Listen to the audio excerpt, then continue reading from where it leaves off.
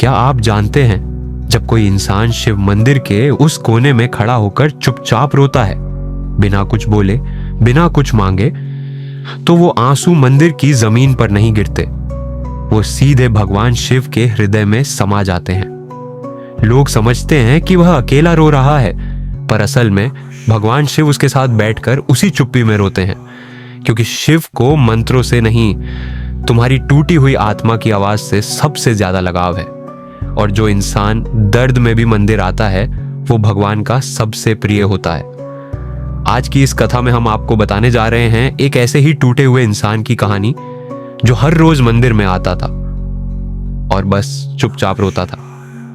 किसी ने उसकी पीड़ा नहीं समझी, लेकिन भगवान शिव ने उसका हर आंसू गिना और फिर एक दिन खुद प्रकट होकर उसे जवाब दिया। क्या हुआ उसके साथ, क्या कहा भगवान शिव ने, पूरी कहानी जरूर सुनिए, क्योंकि ये सिर्फ उसकी नहीं, शायद आपकी भी कहानी हो सकती है। नमस्कार दोस्तों, एक बार फिर तहे दिल से स्वागत है आपका हमारे YouTube चैनल शिव चिंतन कथालय में, जहां आप भगवान शिव से जुड़ी अद्भुत कथाएं और उनके गहन विचारों को सुन सकते हैं। तो अगर आप भी भगवान शिव के सच्चे भक्त हैं, तो कमेंट में लिखें हर हर महादेव और वीडियो को लाइक जरूर कर दें। और साथ ही ऐसी ही भगवान शिव से जुड़ी अद्भुत कथाओं को सुनने के लिए हमारे चैनल को सब्सक्राइब करके बेल आइकन जरूर दबा लें, ताकि आपको हर कहानी सबसे पहले मिले। तो चलिए अब शुरू करते हैं वो पवित्र कथा, वाराणसी, भगवान शिव की पावन नगरी, जहां गंगा का निर्मल जल हर आत्मा को शुद्ध करता है। इसी नगरी के एक शांत कोने में गंगा के किनारे एक प्राचीन शिव मंदिर था। यह मंदिर न तो सोने चांदी से सजा था, न ही उसमें भीड़ भाड़ का शोर था, मगर इसकी हर ईंट, हर पत्थर में भगवान शिव की करुणा बसी थी। मंदिर का शिवलिंग जो वर्षों पुराना था, ऐसा प्रतीत होता था मानो स्वयं भगवान वहां विराजमान हो। इसी मंदिर में हर सुबह एक वृद्ध व्यक्ति आता था। उसका नाम था रामदयाल। वो मंदिर में प्रवेश करता, धीमे कदमों से शिवलिंग के सामने एक कोने में खड़ा हो जाता और फिर चुपचाप रोने लगता। न कोई मंत्र, न कोई पूजा, न घंटी की आवाज, न ही कोई प्रसाद, बस उसकी आंखों से आंसुओं की धारा बहती, जो मूक नदी की तरह शिवलिंग के चरणों तक पहुंचती। मंदिर के पुजारी और आसपास के लोग उसे देखकर हैरान थे।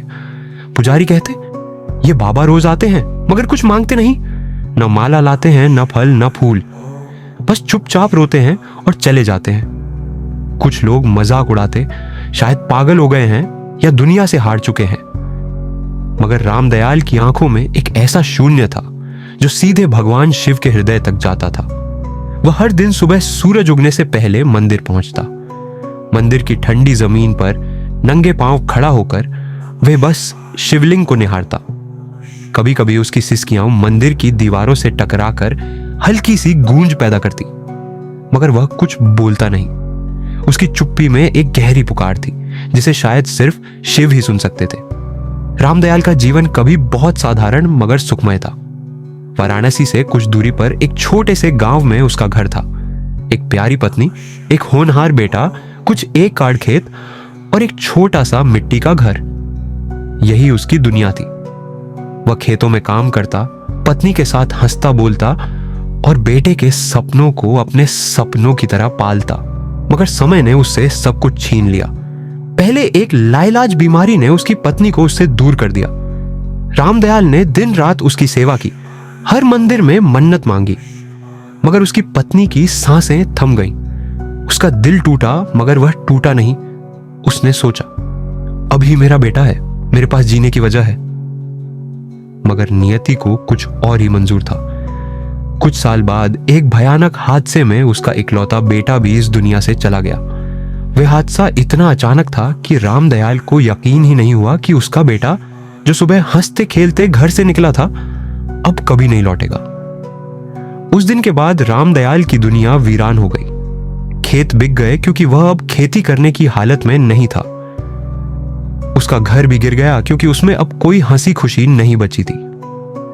अंत में रामदयाल के पास बचा सिर्फ उसका टूटा हुआ मन और एक अनंत पीड़ा। जब दुनिया में कोई सहारा नहीं बचा, तब उसने शिव मंदिर को अपनी शरण स्थली बनाया। वह हर दिन मंदिर जाता, शिवलिंग के सामने खड़ा होता और अपनी सारी पीड़ा आंसुओं में बहा देता। वह कभी शब्दों में अपनी व्यथा नहीं कह पाया, मगर उसके आंसू भगवान शिव के चरणों में गिरते रहे। एक दिन मंदिर में एक छोटी सी बच्ची आई। वह यतीम थी, रास्ते में भटकती हुई मंदिर तक पहुंच गई थी। उसका चेहरा मासूम था, मगर आंखों में वही शून्यता थी जो रामदयाल की आंखों में थी।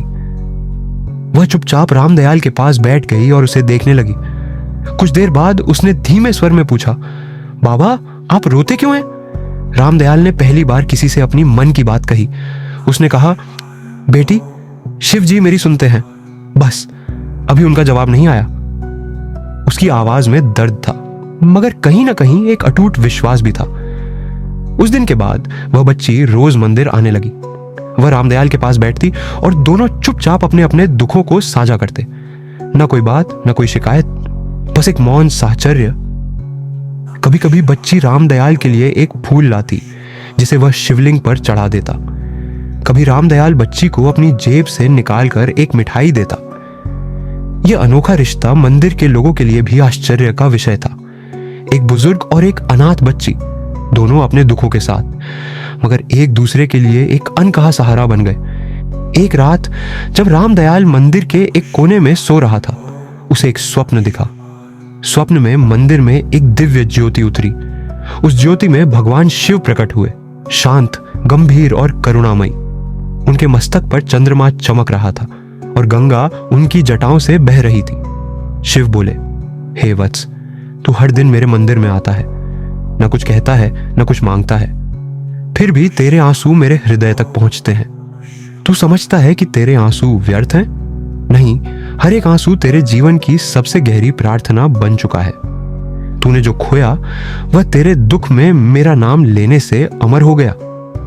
जो मनुष्य मंदिर में चुपचाप रोते हैं, वे सच में मुझसे बात कर रहे होते हैं, बिना शब्दों के। उनका दुख उनका जप बन जाता है, उनकी पीड़ा उनका ध्यान बन जाती है। शिव ने आगे कहा, वह बच्ची जो रोज तेरे साथ बैठती है, वह तेरे अधूरे जीवन को पूर्ण करने आई है। उसे अपनाना, उसकी रक्षा करना, यही तेरा धर्म है। रामदयाल की आंखों से आंसू बहने लगे, मगर इस बार उनमें पीड़ा नहीं, प्रेम और विश्वास था। शिव ने अंत में कहा, वत्स, अब तेरा दुख समाप्त हुआ। कल सूरज की पहली किरण के साथ तुझे वो सब मिलेगा जो तुझे फिर से जीवन से जोड़ दे। रामदयाल की नींद टूटी। वह मंदिर की जमीन पर बैठा रहा और उसकी आंखों से आंसू बहते रहे। मगर अब वह अकेला नहीं था। उसे यकीन हो गया था कि शिव उसके साथ है। अगले दिन सूरज की पहली किरण के साथ मंदिर में एक व्यापारी आया। वह वर्षों से संतान सुख से वंचित था और शिव की कृपा पाने के लिए मंदिर में आया था। उसने रामदयाल को देखा, जो शिवलिंग के सामने चुपचाप खड़ा था। व्यापारी को रामदयाल में एक अजीब सी दिव्यता दिखी। उसने रामदयाल को प्रणाम किया और कहा, बाबा, आप में कुछ खास है। मेरे साथ मेरे घर चलिए, मैं आपकी सेवा करना चाहता हूं। रामदयाल ने विनम्रता से इनकार कर दिया।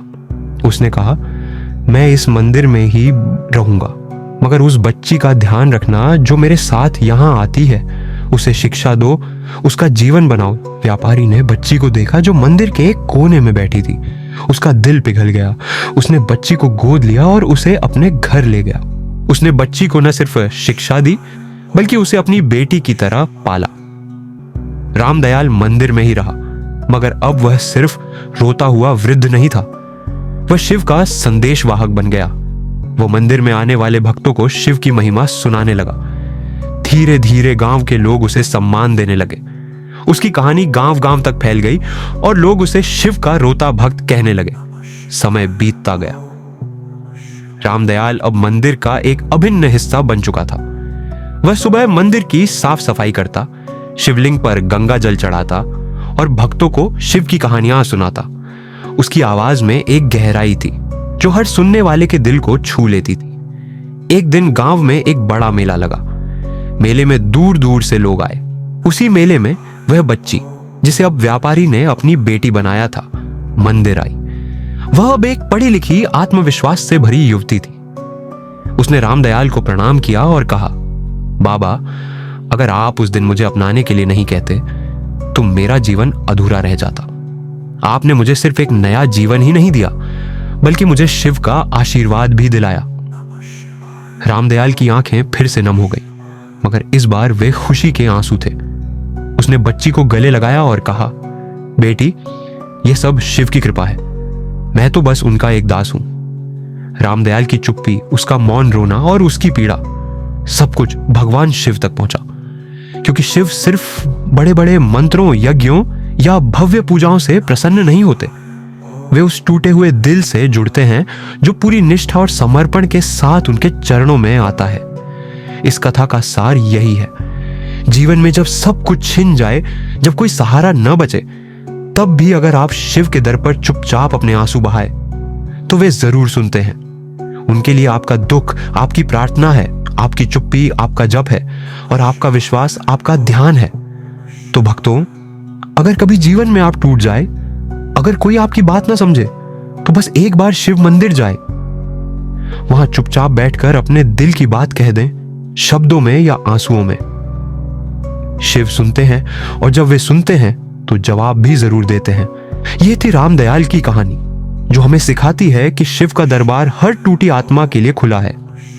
अगर यह कथा आपके दिल को छू गई तो कमेंट में हर हर महादेव लिखें और अपने विचार साझा करें। इस कथा को अपने दोस्तों और परिवार के साथ शेयर करें ताकि वे भी शिव की इस करुणा को जान सके। हमारे चैनल शिव चिंतन कथालया को सब्सक्राइब करें और बेल आइकन दबाएं ताकि आपको ऐसी ही पवित्र कथाएं सबसे पहले मिले। हर हर महादेव।